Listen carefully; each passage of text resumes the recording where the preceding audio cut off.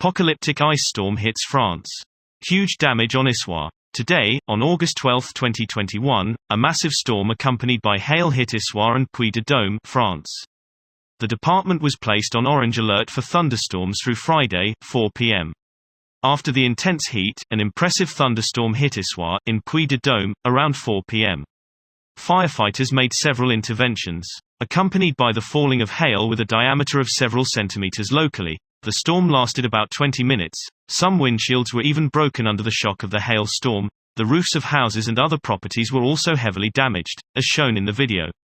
Wind gusts have been announced between 100 and 120 km per hour. Rainfall reaches very high levels with accumulations sometimes greater than 45 mm in less than 60 minutes and causing flash flooding in some areas. Traffic was completely blocked on the A75 towards Issoire in front of violence and hail the size of a ping-pong ball. People from the Issoire area shared the shocking video on social networks.